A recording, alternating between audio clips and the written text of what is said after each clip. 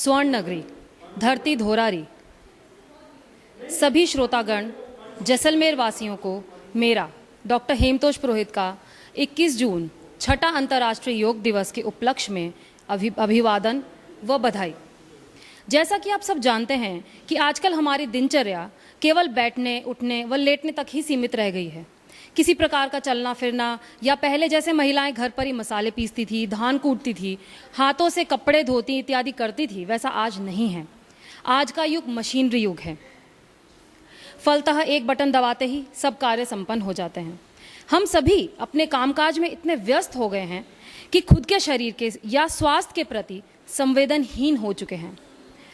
दिन भर की थकान, मानसिक तनाव, भाग दौड़ में जीवन यापन करते करते मधुमेह, उच्च रक्तचाप, मोटापा, शिरशूल आदि कई जीवन शैली जनित रोगों को गले लगा लिया है। जल्द स्वस्थ होने हेतु दर्दनाशक गोलियों के आदी हो गए हैं। फलस्वरूप हम ये भूल गए हैं कि ये हानिकारक दवाइयाँ हमारे शरीर को कितना नुकसान पहुँचाती हैं।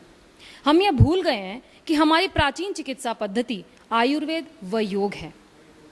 यह अति आवश्यक है कि हम अपने स्वास्थ्य की रक्षा सर्वप्रथम करें ताकि कोविड-19 जैसे कई प्रकार के वायरस व बीमारियों से लड़ने हेतु शरीर की रोग प्रतिरोधक क्षमता सबल व सुदृढ़ हो।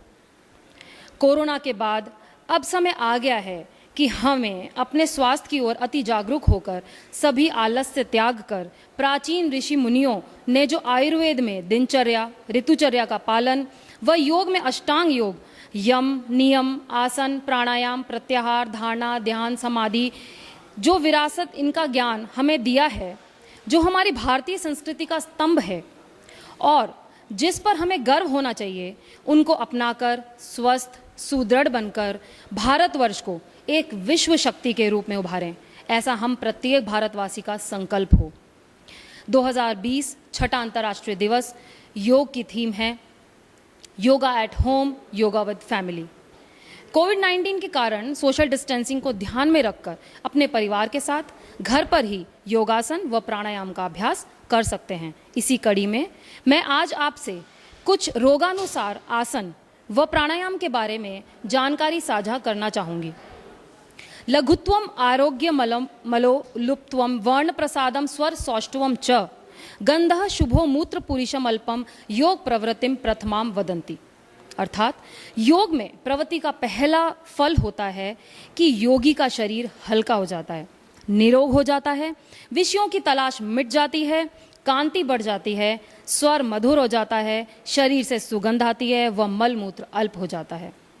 आज मैं आपसे कुछ ऐसे रोगों में किए जाने वाले आसनों के बारे में जानकारी देना चाहूँगी जो वर्तमान की जीवन शैली से उत्पन्न होने वाले हैं। सर्वप्रथम मधुमेह। इस रोग में पश्चिमोत्तासन, ऊष्ट्रासन, हलासन, वज्रासन, भुजंगासन, धनुरासन, मंडूकासन, गौमुख आसन, वक्रासन, शशकासन अत्यंत लाभकारी हैं। इसी प्रकार कमर दर्द में धनुरासन, ऊष्ट्रासन, मकरासन, भुजंगासन, पवन मुक्तासन, शलभासन अति लाभकारी हैं। तीसरा मुख्य रोग उच्च रक्तचाप, जिसमें शवासन, पद्मासन, पवन मुक्तासन, पश्चिमोत्तासन, शशकासन आदि उपयोगी हैं। इसी कड़ी में निम्न रक्तचाप, जिसे लो ब्लड प्रेशर भी कहते हैं, जिसमें भुजंगासन, हलासन, सूर्य नमस्कार, शशकासन, शवासन अत्यंत लाभदायक हैं। अगला मोटापा। इसमें ताड़ासन, त्रिकोणासन, पादहस्तासन, पश्चिमोत्तासन, भुजंगासन, शलभासन, पवन मुक्तासन, अर्धहलासन, ऊष्ट्रासन बहुत उपयोगी आसन हैं। और अंत में मानसिक तनाव, शिरशूल और अनिद्रा। इसमें वज्रासन, वक्रासन, पवन मुक्तासन, हलासन, पश्चिमोत्तासन और शवासन बहुत उपयोगी हैं।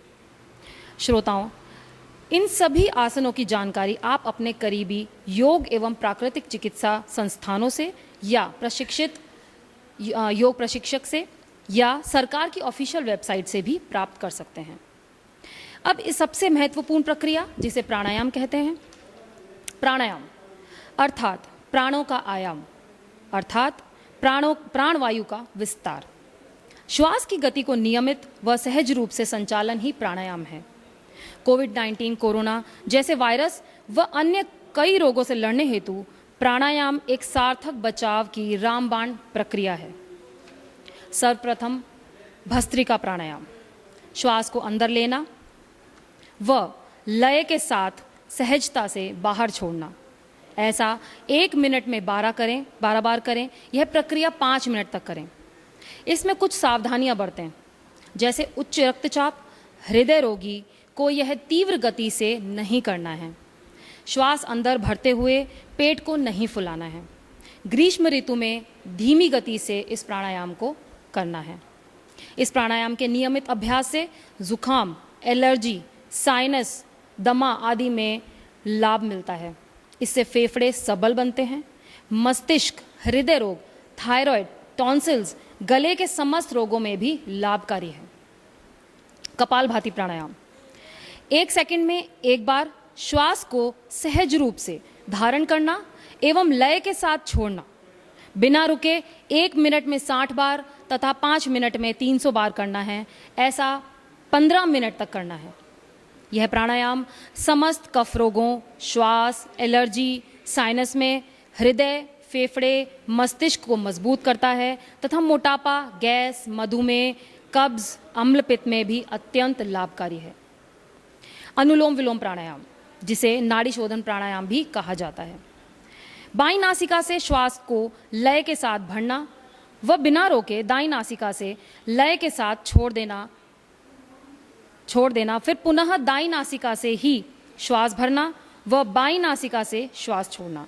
यह प्रक्रिया 20 से 30 मिनट एवं धीरे धीरे बढ़ाते बढ़ाते 1 घंटे तक भी अभ्यास कर सकते हैं। यह प्राणायाम समस्त प्रकार के शारीरिक व मानसिक रोगों का नाश करता है।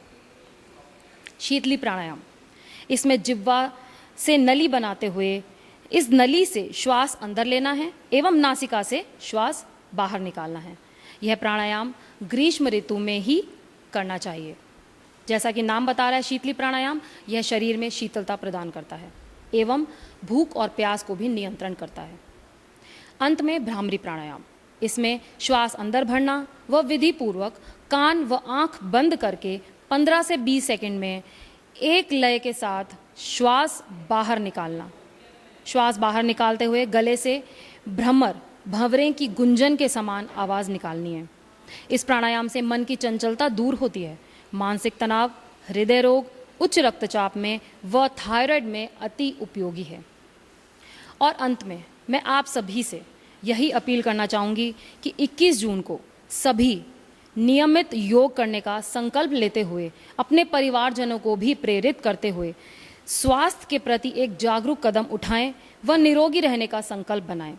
आप सभी को मेरा डॉक्टर हेमतोष पुरोहित का इस वार्ता सुनने के लिए बहुत बहुत धन्यवाद, बहुत बहुत आभार।